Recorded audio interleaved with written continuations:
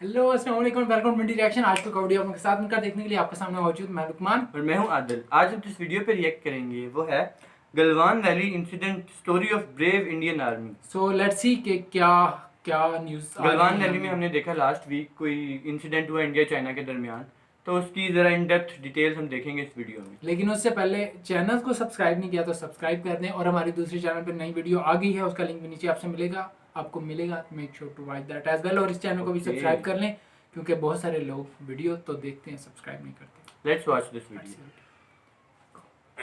सबसे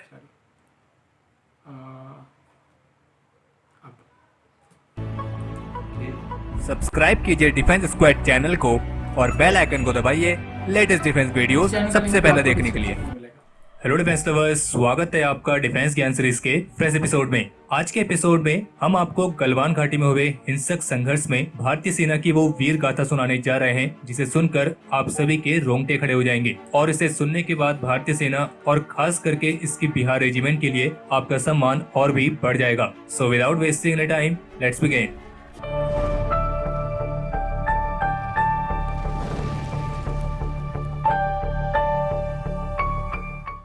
इस एपिसोड में हम आपको गलवान घाटी की जिस वीर गाथा के बारे में बताने जा रहे हैं, ये हमने कुछ टॉप सोर्सेज से प्राप्त की है, और उन्हीं के मुताबिक 15 और 16 जून की रात को गलवान घाटी में बिहार रेजिमेंट की चीनी सेना पर किए गए हमले को सैन्य इतिहास के सबसे साहसिक और घातक हमले के तौर पर जाना जाएगा। डिफेंस अपडेट्स में हम आपको यहाँ तक तो बता चुके हैं कि 15 जून की रात को जो विवाद हुआ था, उससे पहले भारत और चीन की सेनाओं के कर्नल लेवल्स के ऑफिसर्स के बीच गलवान घाटी की पेट्रोलिंग पॉइंट 14 पर एक मीटिंग हुई थी, और 15 जून यानी कि सोमवार की इस मीटिंग में भारत का प्रतिनिधित्व किया था 16 बिहार रेजिमेंट के कमांडिंग ऑफिसर कर्नल संतोष बाबू ने, क्योंकि उनकी यूनिट 16 बिहार इसी पेट्रोलिंग पॉइंट 14 पर तैनात थी। और फिर इस मीटिंग में चीन के कर्नल ने पेट्रोलिंग पॉइंट 14 पर बने अपने टेंट को हटाने पर सहमति दे दी थी, और असल में ये टेंट चीन की पीपल्स लिबरेशन आर्मी की एक ऑब्जर्वेशन पोस्ट थी, जहां से दुर्बुक, शोक और डीबीओ यानी कि दौलत बैग ओल्डी रोड की निगरानी की जा सकती थी। और ये पोस्ट एक ऊंचे पहाड़ पर थी और चीनी सेना के अधिकार क्षेत्र में थी,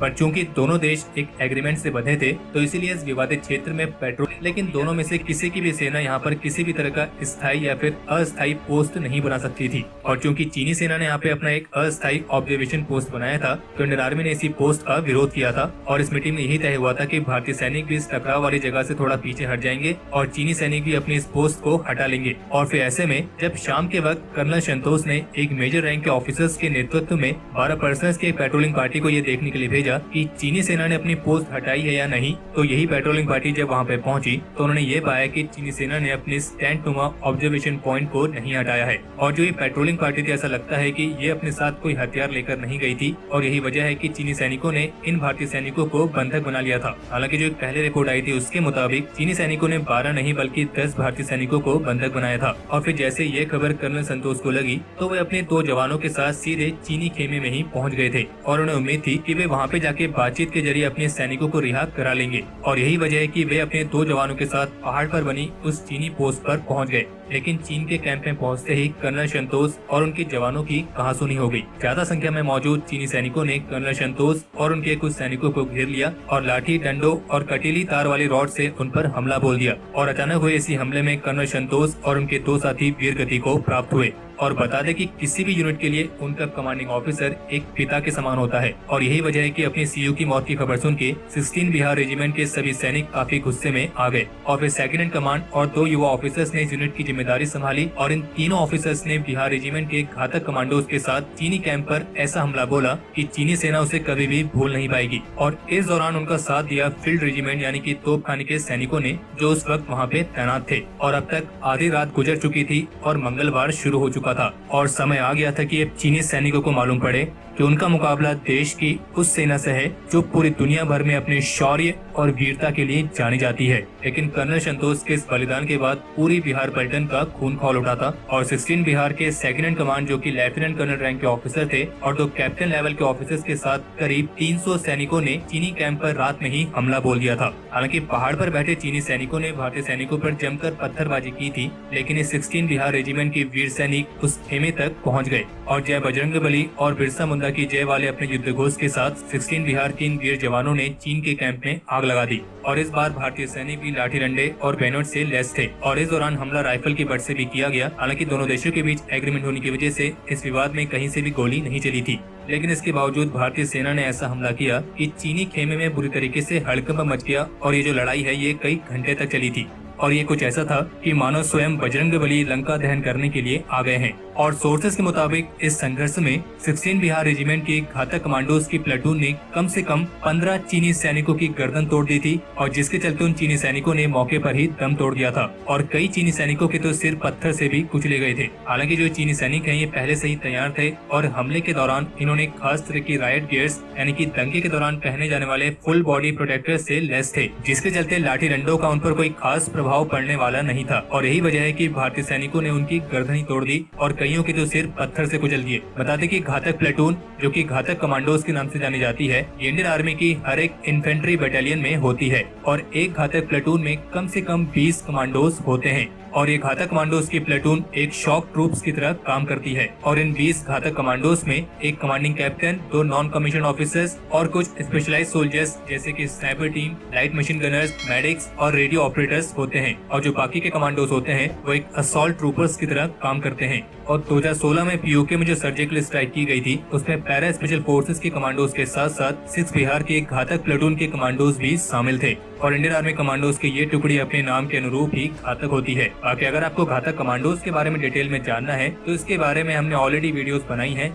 जिनका लिंक आपको इस वीडियो के आई बटन में मिल जाएगा। और फिर से वापस आते हैं इस हिंसक विवाद पर। तो जहां 16 जून मंगलवार की सुबह भारतीय सैनिक चीनी सैनिकों को ईंट का जवाब पत्थर से दे रहे थे, तो उसी दौरान जिस पहाड़ी पर चीन का ये कैंप लगा था वो भारत और चीन के सैनिकों के भार से टूटकर ही नीचे गिर गया और उसके साथ ही दोनों तरफ के सैनिक भी नीचे बहती हुई बर्फ के समान ठंडी गलवान नदी में आ गिरे और इस नदी में गिरने और ज्यादा ठंड लगने की वजह से दोनों तरफ के सैनिक काफी बड़ी तादाद में हताहत हुए, जिसमें जहां हमारे 20 जवान वीर गति को प्राप्त हुए, 18 बुरी तरीके से घायल हुए और जबकि 58 को कुछ मामूली चोटें आई थी। लेकिन 16 बिहार के इस वीर जवानों के हमले में चीन सेना को भी एक बहुत जबरदस्त नुकसान हुआ था और चीन के कम से कम 40 सैनिकों की जान गई है और 100 से 150 सैनिक घायल हुए हैं और कई सारे चीनी सैनिकों का शव तो गलवान घाटी की धारा को रोककर निकाला गया है। और अभी एक ऐसी भी रिपोर्ट आई थी कि चाइना ने गलवान नदी के बहाव को कम किया है, तो असल में ये बहाव खास करके चीन ने अपने सैनिकों के शव को निकालने के लिए कम किया था, क्योंकि ये गलवान नदी अक्साई चीन से भारत के पूर्वी लद्दाख में बहने वाली शोक नदी में मिलती है।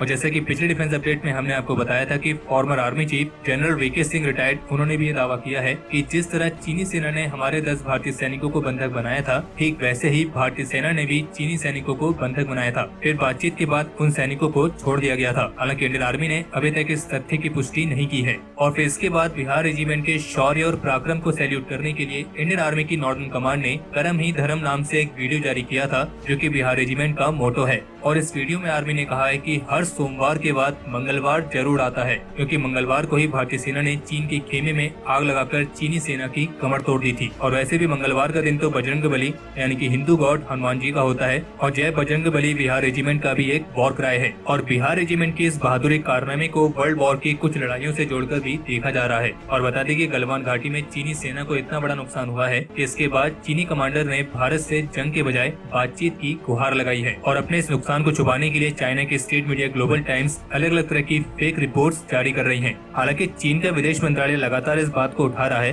कि भारतीय सैनिकों ने LAC पार करके उनके इलाके में आके इस हिंसक संघर्ष को शुरू किया। लेकिन भारत के कुछ टॉप सोर्सेज का कहना है कि भारतीय सैनिकों ने केवल अपने कमांडिंग ऑफिसर की धोखे से हत्या करने का बदला लेने के इरादे से ऐसा किया है और बदला पूरा होने के बाद वे वापस अपनी सीमा में लौट आए थे, क्योंकि जैसा कि हमने कहा कि किसी भी यूनिट के लिए उनका CEO एक पिता के समान होता है और अगर उनके पिता को ही कोई इतना बड़ा नुकसान पहुंचाएगा तो बदला लेना तो बनता है। और अंत में हम उन सभी से अनुरोध करना चाहेंगे जो समय समय पर इंडियन आर्म फोर्सेस की काबिलियत पर तरह तरह के सवाल उठाते हैं। आप ये मत भूलिए कि 1947 के बाद से आज तक अगर आप अपने घरों में सुरक्षित बैठे हैं, ये सवाल कर पा रहे हैं और वो केवल और केवल इसलिए क्योंकि हमारे भारतीय सैनिक सीमा पर इस देश की सुरक्षा कर रहे हैं। और हमारा दिल से सलाम है इन सभी वीर जवानों को जो अपने प्राणों की चिंता न करते हुए दिन रात इस देश की सुरक्षा करते हैं।